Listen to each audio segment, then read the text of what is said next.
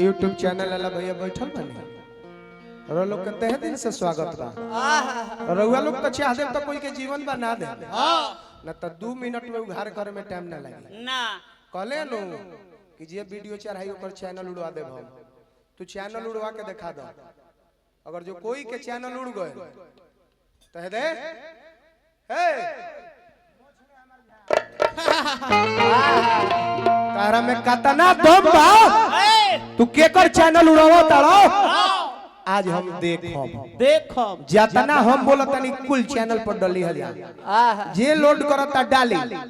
तो हमरा के कहलो कि हॉर्न के लाइन काटो हॉर्न के लाइन काटो लेकिन हम कहतनी हॉर्न के लाइन मत कटियो ठीक ओके हां हॉर्न के भी लाइन देले रही उ कटवाइले हैं लेकिन हम चालू कराए इहे हमारा तारा में अंतर बा। गलती कहता तुम माइक में गड़िया दिल हो एगो करम ना छोड़ल हो हमार लेकिन हम सुमरन में तार कोनो करम थोड़े छोड़ले रहली है ना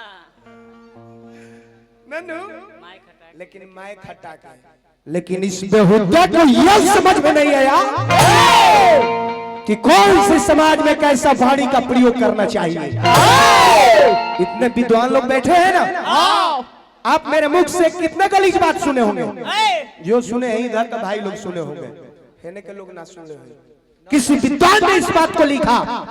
कि श्रद्धा ज्ञान देती है और नम्रता मान देती है और योग्यता स्थान देती है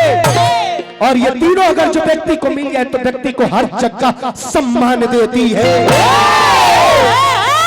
इसलिए भूख लगने पर भोजन करना ये प्रकृति है और बिना भूख के बार बार भोजन करना ये विकृति है और अपने ना खाकर किसी भूखे को भोजन कराना यही हमारी भारत की संस्कृति है।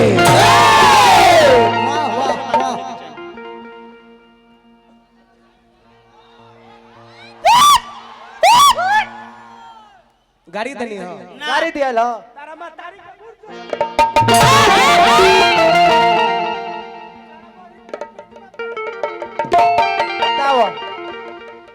गाड़ी दिया था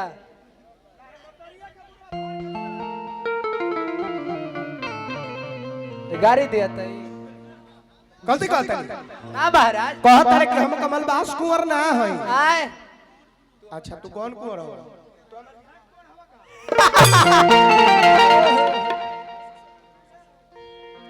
जब उतना लेवल वाला हस्ती हमारा से मुरी झुका के चले ले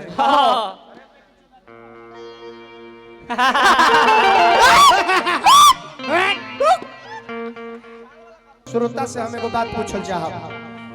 श्रोता भगवान बड़े 1 मिनट श्रोता से हम एगो बात पूछल चाहब ई माइक में बोलले बड़े गड़ियोले बड़े का हम माइक में इनका के गाड़ी दी कि माइक हटा के माइक हटा के ओके ओके ओके ओके ओके ओके हम माइक में ना दे हम माइक में ना दे माइक में ना दे रोलो की इजाजत होई तबे कुछ करब ना ते तरह हम ना करब आप सबके इजाजत होई तबे हम कुछ करब ना ते तरह हम ना कर सकीला ना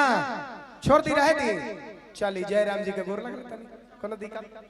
कोनो दिक्कत हम गोर लागले तनी बिल्कुल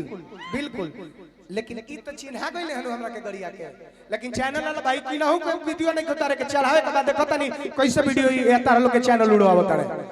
2 दिन में तार लोग के हेकरी ढीला हो जाई जब चैनल लाउड बाउड लिख के डाले लगी लोग तो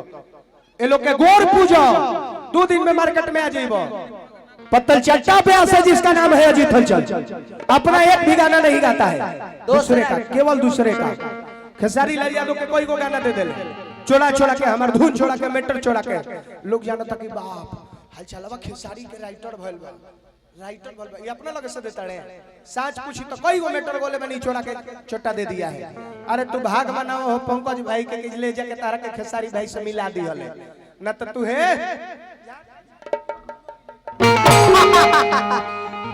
गलती कहता नहीं हो ना हजारों हजार रुपया का पुरस्कार दी हनी